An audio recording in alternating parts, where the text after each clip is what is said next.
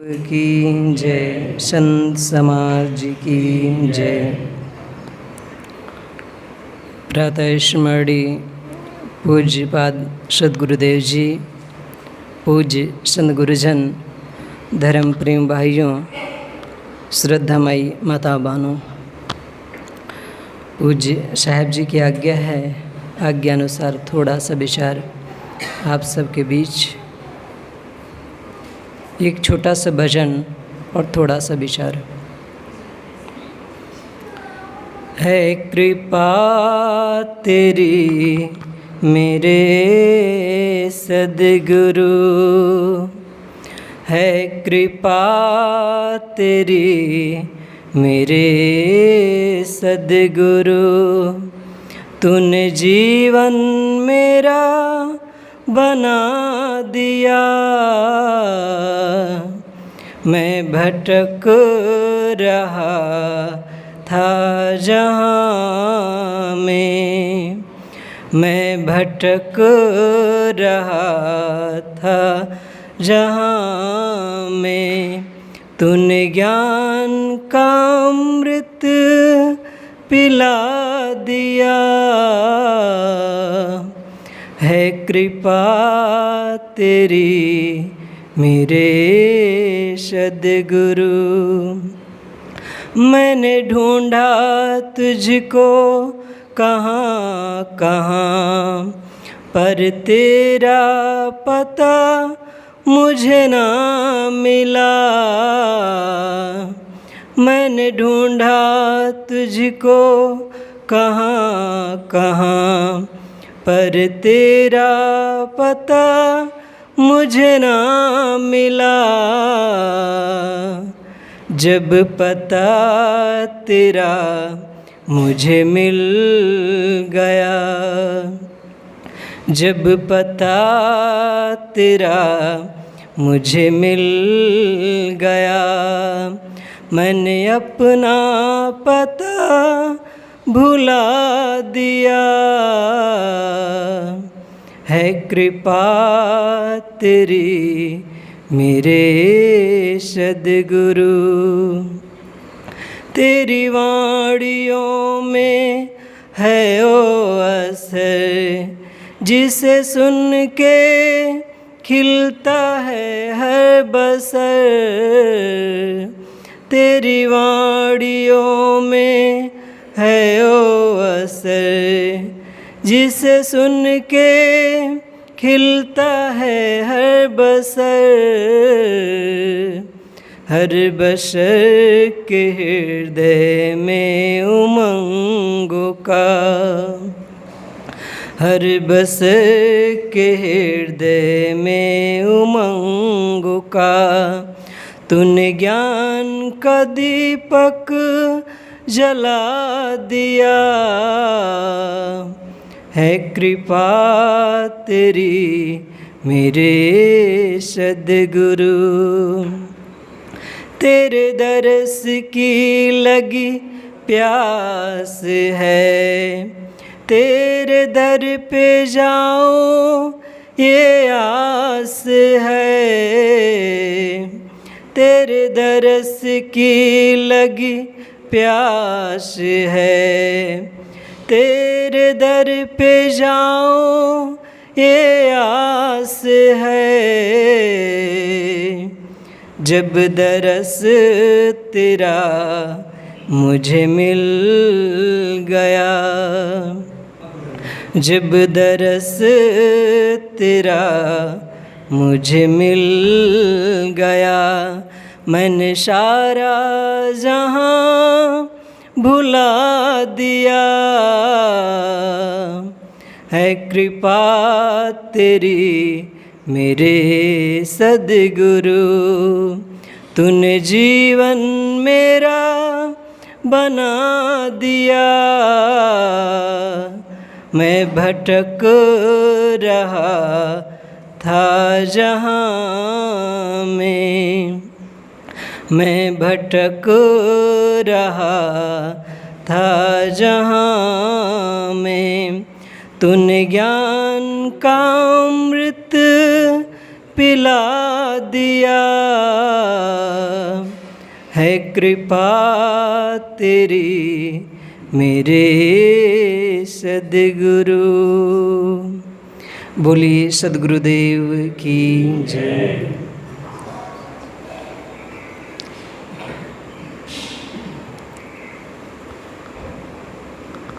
सत्संग के पूर्व हम सब एक भजन सुन रहे थे, या कहें सत्संग के प्रारंभ में, मुक्ति का प्राणी तू जतन कर ले, थोड़ा थोड़ा रोज हरि का भजन कर ले। कोई भजन अगर वह सार गर्भित है, वह भजन सत्य से भरा है, तो उस भजन से हमें जीवन का सार मिल जाता है एक भजन से। लेकिन अगर हम घंटों बोलें तो यह ज़रूरी नहीं कि हमें उसमें से सत्य बातें समझ में आए, कुछ सार बातें मिलें। लेकिन जो भजन होता है वह सीधे हृदय में उतर जाता है। प्रवचन भले न उतरे, लेकिन जो भजन होते हैं वे ऋषियों के या कहें संतों के अनुभव उसमें समाहित होते हैं, इसलिए वे हमारे हृदय में जल्दी जुड़ जाते हैं, उतर जाते हैं, क्योंकि भजनों का संबंध सीधे हृदय से होता है। प्रवचन तो मानसिक होता है, विचारों से होता है, और विचार हमेशा ऊपर ऊपर ही होते हैं। तो मुक्ति का प्राणी तू जतन कर ले। गुरु अपने शिष्य से या संसार के लोगों से कहते हैं कि तुम अपने उद्धार का काम कर लो। और क्यों, कैसे कर लो? रोज़ थोड़ा थोड़ा, ज़्यादा नहीं। सद्गुरुदेव या कहें संत गुरुजन हमें कहते हैं कि ज़्यादा ना करो, तो आधे घंटे ही अपने कल्याण के लिए समय निकालो। अपनी आत्मा को इस भाव सागर से छुड़ाने के लिए प्रयत्न करो, बंधनों को काटो। क्योंकि हम सबका जीवन सामाजिक है, हम सब परिवार में रहते हैं, समाज में रहते हैं, तो हम सबका अपना अपना कर्तव्य है। संत गुरुजन अगर मठ मंदिर में रहते हैं तो उनका भी वहाँ कुछ कर्तव्य है। आप सब परिवार में रहते हैं, पत्नी बच्चों के बीच रहते हैं, तो उनके प्रति जो आपका कर्तव्य है उसको करें। अगर हम अपने कर्तव्यों से भागते हैं, अपने कर्मों से भागते हैं, तो बंधुओं फिर हम शांति को या कहें मोक्ष को नहीं उपलब्ध हो पाएंगे। हम अपने कर्मों को करें, अपने कर्तव्यों को निभाएं, लेकिन अंततः यह भी देखें, यह भी जानें कि एक दिन मुझे इस संसार से, इस दुनिया से अकेले जाना है, और जब मैं अकेले जाऊंगा तो उस घर की मेरी कमाई क्या होगी? क्या मैंने उस घर की कुछ कमाई की है? वह कमाई क्या है? वह कमाई है धर्म की, अध्यात्म की। जैसे मैंने पहले कहा कि हम सबका जीवन सामाजिक है, समाज में हम सब रहते हैं, तो जो कर्तव्य है हम उसको करें, लेकिन हम कर्तव्यों से थोड़ा ऊपर उठें, पत्नी बच्चों से, परिवार से, या कहें संसार से थोड़ा अलग हों। जब हम संसार से अलग होते हैं तभी हम वास्तविक जीवन को समझ पाते हैं।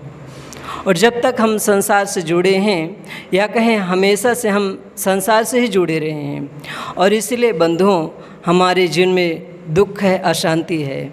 अगर हम थोड़ा भी अपने लिए, अपने अंतरात्मा के लिए समय निकाले होते, बंधनों को काटने के लिए, विकारों को दूर करने के लिए अगर हम प्रयास किए होते, तो हमारा जीवन सुखद होता, शांतमय होता। अध्यात्म की पहली सीढ़ी व्यवहार ही है। अगर हमारा व्यवहार उज्ज्वल है, पवित्र है, तो हम थोड़ा ही ध्यान करें, थोड़ा ही सत्संग भजन करें, मन शांत रहेगा, मन प्रसन्न रहेगा। लेकिन हम व्यवहार में लड़ाई झगड़ा, छल छद्म करके ध्यान साधना करना चाहें, मन को एकाग्र करना चाहें, तो बंधुओं मन एकाग्र नहीं होगा। हम जो व्यवहार में जिए हैं, जैसा किए हैं, उसी का हमारा मन चिंतन मनन करता रहेगा। तो भाई हम सब पूज्य साहिब जी से और संतों से यही सब सुन रहे थे कि जब जीवन में प्रेम है, शांति है, यही जीवन की सफलता है। लेकिन हम देखें तो हमारा जीवन अशांतमय बना हुआ है, और अशांत इसलिए बना हुआ है कि हमारा मन स्थिर नहीं है, हमारा मन चंचल है, हमारे जीवन में प्रेम का उद्घाटन नहीं हुआ है। और जब तक प्रेम का हम विकसित नहीं करेंगे, प्रेम को उद्घाटित नहीं करेंगे, हमें शांति नहीं मिलेगी।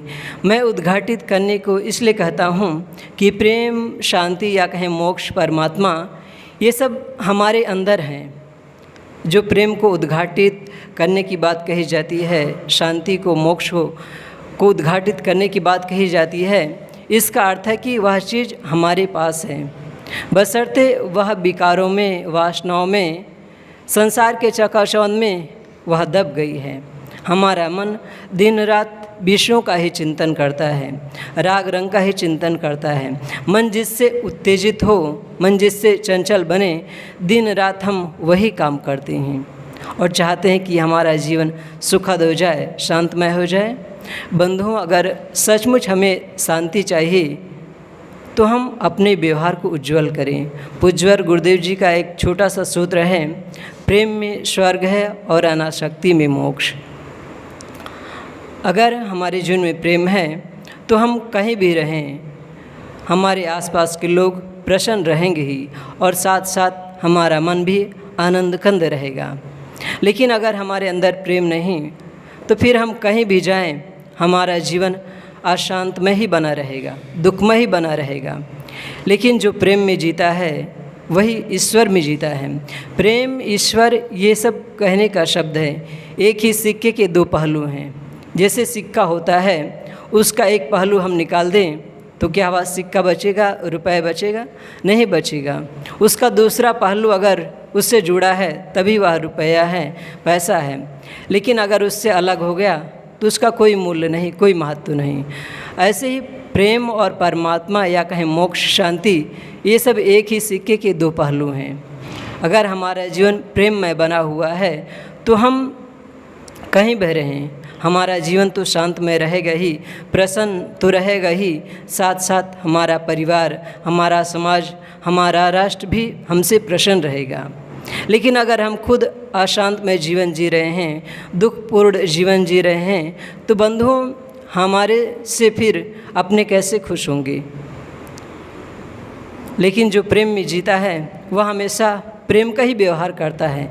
भले हम उसके साथ कितना ही अभद्रता का व्यवहार करें, उसके साथ बेईमानी, छल छद्म करें, अगर वह सचमुच प्रेम में जीता है, प्रेम को धारण किया है, तो वह प्रेम का ही बर्ताव करेगा। भगवान बुद्ध के पास एक व्यक्ति आया और आते ही वह भगवान बुद्ध के ऊपर थूक दिया। किसी बात को लेकर वह भगवान बुद्ध से पहले से ही नाराज़ था, तो आते ही उसने भगवान बुद्ध के ऊपर थूक दिया। यह देखकर आनंद क्रोधित हो गए, बाजुएं फड़क उठी। क्षत्रिय थे और उन्होंने कहा, आप पर कोई इस तरह थूक दे और हम देखते रहें, यह कैसे हो सकता है? तो भगवान बुद्ध ने कहा, आनंद, इसका अपराध क्षमा करने के योग्य है, यह क्षम्य है, लेकिन तेरा अपराध क्षमा करने के योग्य नहीं है। तू क्षम्य नहीं है, क्योंकि तू एक भिक्षु है, सन्यासी है, और कोई सन्यासी भिक्षु क्रोध करे यह ठीक नहीं है। यह मुझसे कुछ कहना चाहता था लेकिन शब्द ना मिला, इसलिए इसने थूक कर कुछ बताना चाहा। तो भगवान बुद्ध ने उससे कहा, आप मुझसे कुछ कहना चाहते थे लेकिन आपको शब्द ना मिला, इसलिए आप थूक कर बताएं। तो आप बताएं, आपकी समस्या क्या है? वह व्यक्ति तो कुछ और ही सोच रहा था कि जैसे ही मैं भगवान बुद्ध पर थूकूंगा वे आग बबूला हो जाएंगे, क्रोधित हो जाएंगे। लेकिन भगवान बुद्ध की मीठी वाणी विनम्रता ने उसके हृदय को झकझोर दिया। और जब भगवान बुद्ध ने पूछा कि आपकी समस्या क्या है, तो वह इतना लज्जित हुआ और भगवान बुद्ध के चरणों में गिरकर क्षमा याचना करने लगा, माफ़ी मांगने लगा और कहा, भगवान, आप मुझे क्षमा कर दें। आज तक आपका प्रेम मुझ पर था, लेकिन आज मैंने आप पर थूक कर वह प्रेम गवा दिया, वह प्रेम तोड़ दिया। भगवान बुद्ध ने कहा, तू उसकी चिंता मत कर कि तेरा प्रेम टूट गया। तू मेरे साथ कैसा भी व्यवहार कर, मैं तेरे साथ यही व्यवहार करूँगा, प्रेम का ही व्यवहार करूँगा। तो इसकी चिंता मत कर कि तू मुझे गाली देता है या नहीं देता, इसकी तुझे कोई चिंता नहीं। तू मेरे साथ गाली गलौज करे, छल छद्म करे या प्रेम का व्यवहार करे। अगर मैं तुझे इसलिए प्रेम करता था कि तू मेरे ऊपर नहीं थूका, अगर इसके बदले मैं तुझसे प्रेम करता था तो थूकने के बाद वह प्रेम टूट गया। लेकिन ऐसा नहीं है, मैं तुझसे प्रेम करता हूँ, चाहे अपमानित कर या गाली गलौज या प्रेम कर, क्योंकि मेरे अंदर प्रेम के अलावा कुछ है ही नहीं, तो मैं फिर तुझे दूंगा क्या। तो बंधुओं, जब हम प्रेम में जीते हैं तभी हम वास्तविक सत्य को समझते हैं कि वास्तविक जीवन क्या है। लेकिन अभी हम देखते हैं कि हमारा समाज, हमारा परिवार या कहें भाई भाई का प्रेम टूट रहा है। लेकिन एक बात हम ध्यान रखें कि जो समाज, जो परिवार टूट रहा है वह सच्चा प्रेम नहीं है। प्रेम तो है, लेकिन हम उसको शाश्वत प्रेम नहीं कह सकते। उस प्रेम में, जो प्रेम आज टूट रहा है, उस प्रेम में कामनाएं मौजूद हैं, इच्छाएं मौजूद हैं, स्वार्थ मौजूद हैं। और जब उन इच्छाओं कामनाओं में ठेस लगती है, हमसे उनसे स्वार्थ पूरा नहीं लगता, तो हमारा प्रेम टूट जाता है। कौरवों और पांडवों का उदाहरण हम सब के बीच है। उनके बीच भाई भाई का प्रेम नहीं था। उनके लिए राज, धन, दौलत ही सब कुछ था, इसलिए तलवारें खींची और 18 दिनों में ही सब कटकर मर गए। लेकिन दूसरी तरफ हम देखें कि हमारे बीच रामायण है, वहाँ भाई का प्रेम ही महत्वपूर्ण था। वहाँ राज, धन, दौलत भाई के प्रेम के सामने कुछ भी ना था, इसलिए वहाँ प्रेम स्थापित हो सका। लेकिन कौरव और पांडव के लिए धन ही सब कुछ था, राज ही सब कुछ था, प्रेम कुछ नहीं था, इसलिए तलवारें खींची।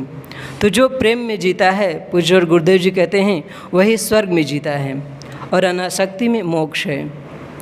अनासक्ति को हम दूसरी भाषा में कहें तो मोह न करना ही अनासक्ति है, क्योंकि अनादिकाल की दुनिया में हम मोह कर करके ही दुखों का पहाड़ इकट्ठा किए हैं। और देखें तो आज भी हम दुखों का पहाड़ ही इकट्ठा कर रहे हैं। हम ऐसा जीवन जी रहे हैं जिससे हमारा जो दुख है दिनों दिन बढ़ता ही जा रहा है। हम मोह से ऊपर उठें और अनासक्ति का जीवन जिएं। जैसे मैंने बीच में कहा कि हम कर्तव्यों से भागे ना, हमारा जो कर्तव्य है उसको हम करें, लेकिन इन सबसे थोड़ा ऊपर उठें कि अंततः मुझे इस दुनिया से, इस संसार से जाना है, और जब जाना है तो उस घर की मेरी कमाई क्या होगी। जब हम इसको समझते हैं तभी हम अनासक्ति में जीते हैं, निस्वार्थ में जीते हैं। एक होता है स्वार्थ और दूसरा होता है निस्वार्थ। स्वार्थ कामनाओं से भरा है, लेकिन निस्वार्थ जिसमें कोई इच्छा, कोई कामना नहीं है। तो जब हम प्रेम में जीने लगते हैं वही निस्वार्थ भावना है, और निस्वार्थ भावना ही हमें मुक्ति तक पहुंचाती है, परमात्मा तक पहुंचाती है। हमारे जन्म में जो दुख है, अशांति है, पीड़ा है, वह मोह के ही नाते हैं। हम हमेशा से प्राणी पदार्थों के प्रति मोह किए हैं और कहें आज भी कर रहे हैं। इसलिए तो वस्तु के टूटने पर हम अपनों के साथ दूरियां बना लेते हैं, मारपीट, छल छद्म ही करने लगते हैं। परिवार के लिए धन दौलत होना चाहिए, लेकिन आज धन दौलत ही सब कुछ हो गया है। परिवार, पत्नी, बच्चे ये सब पीछे छोड़ गए हैं, या कहें बहुत ही पीछे छोड़ गए हैं। आज हमारी दृष्टि में धन दौलत ही सब कुछ है। बंधुओं, धन दौलत एक साधन है, रास्ते का खर्च है। इससे हम जीवन निर्वाह की वस्तुएं खरीदते हैं और परिवार का अपना, इससे हम जीवन निर्वाह करते हैं। लेकिन जहाँ धन को ही, जमीन जायदाद को ही महत्व दिया जाने लगता है, इसी को श्रेष्ठ समझा जाने लगता है और परिवार, समाज को एक किनारे कर दिया जाता है, फिर वहीं विसंगतियाँ पैदा होती हैं, वही दुख पैदा होता है, वही मोह है। तो अगर हमें मोह, इस भवसागर से पार जाना है तो हम मोह को जीतें और अनासक्ति को धारण करें। मोह से हम ऊपर उठ गए, यही अनासक्ति है। लेकिन हम हमेशा से मोह कर कर के ही दुखों का पहाड़ इकट्ठा किए हैं। हम अपनों से मोह किए हैं, और जितना हम अपनों से मोह किए हैं उतना ही हमें थप्पड़, उतने ही चाटे लगे हैं। भगवान बुद्ध के पास एक व्यक्ति आया। उसका इकलौता पुत्र मर गया था, शरीर छूट गया था, नौजवान ही था।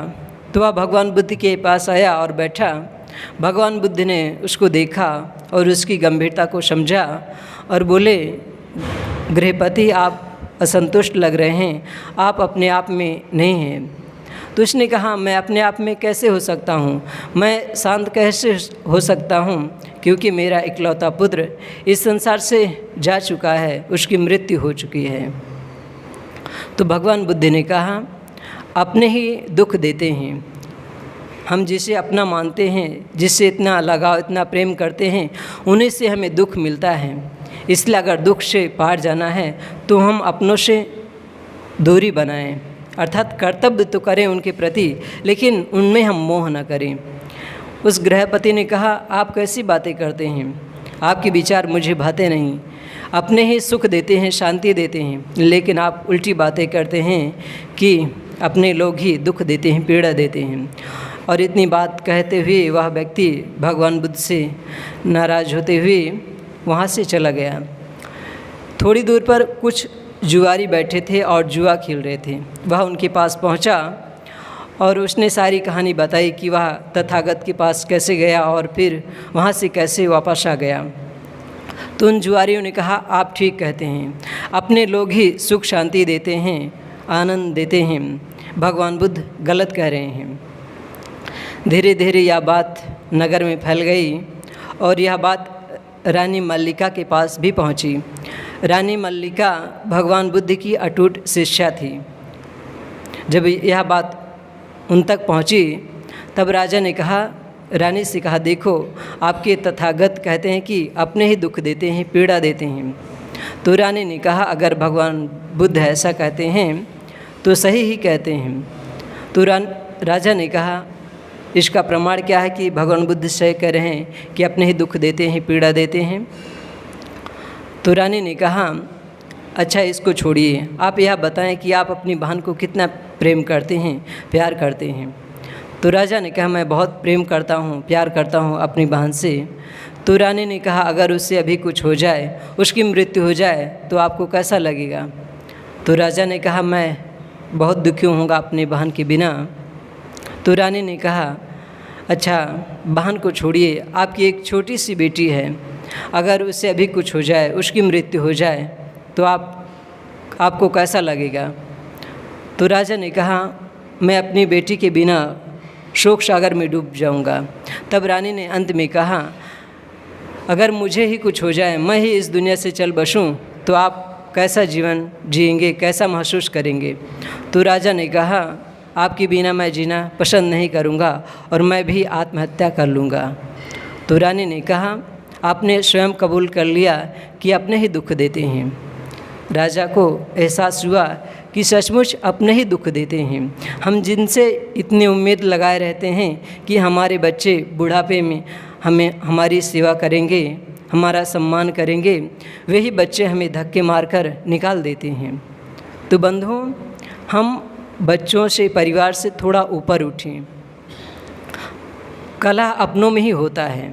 भारत का जो विखंडन हुआ, भारत टूटा, पाकिस्तान बांग्लादेश बना, ये सब क्या है? ये आपस का प्रेम ना होना ही था। अगर राष्ट्रों में प्रेम होता, यहाँ के रहने वालों में प्रेम होता, तो यह ना गुलाम होता और ना ही टूटता। लेकिन दुर्भाग्य कहें कि आपस में ही सब लड़ते रहें, छोटी छोटी बातों को लेकर यहाँ के राजे महाराजे आपस में लड़ते रहे, प्रेम न था। इसलिए सोने की कहे जाने वाला यह भारत आज इतना गरीब हो गया कि उसे लोहे का सिक्का बनाना पड़ा है। एक ज़माना था जब यहाँ सोने चांदी के सिक्के थे, लेकिन आज इतना गरीब है कि उसे सोने के बदले लोहे के सिक्के बनाने पड़ रहे हैं। तो अपने ही दुख देते हैं।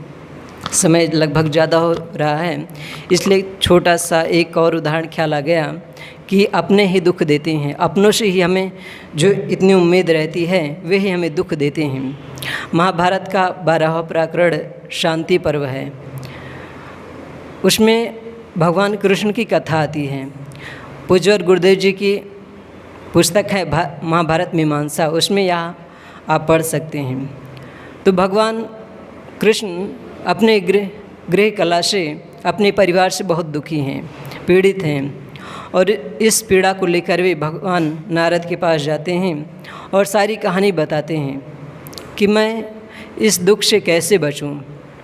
तब नारद जी कहते हैं कि एक दुख होता है जो बाहर से आता है और एक दुख होता है भीतर का।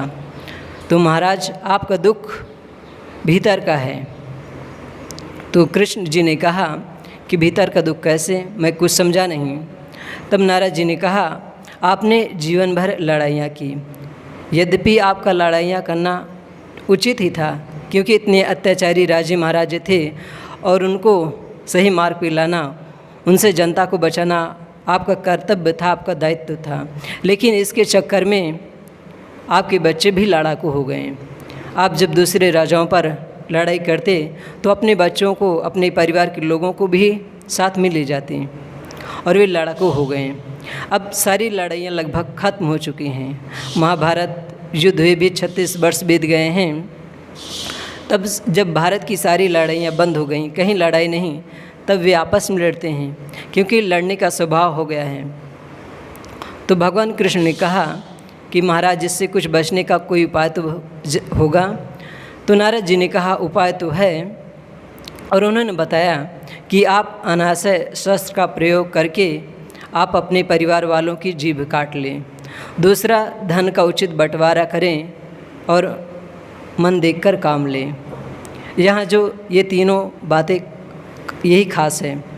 पहली बात कही, अनाशय शस्त्र का प्रयोग करके अपने परिवार वालों की जीभ काट लें। आयास कहते हैं लोहे को, लेकिन आयास में आ लग जाने से अर्थ उल्टा हो जाता है जो लोहे से ना बना हो। तो वह कौन सी चीज़ है जो लोहे से ना बनी हो? वह है मीठा वचन, प्रेम का वचन। प्रेम का वचन अगर हम अपनों से करते हैं तो बिगड़ा काम भी बन जाता है। लेकिन महाराज कृष्ण ने इन तीनों उपायों को अपनाया, लेकिन तब तक बहुत देर हो चुकी थी। कलह इतना उग्र हो गया था कि आपस में ही पूरा यादव वंश कट कर मर गया। तो ये जो उदाहरण मैंने कहा कि हमें अपने ही दुख देते हैं, हमें अपनों से ही पीड़ा मिलती है। तो बंधुओं, हम समाज में रहें या हम जहाँ भी हैं, हम अपने कर्तव्यों को करें, लेकिन उससे ऊपर उठें और अपने को जानें, अपनी अंतरात्मा को इन बंधनों से मुक्त करें।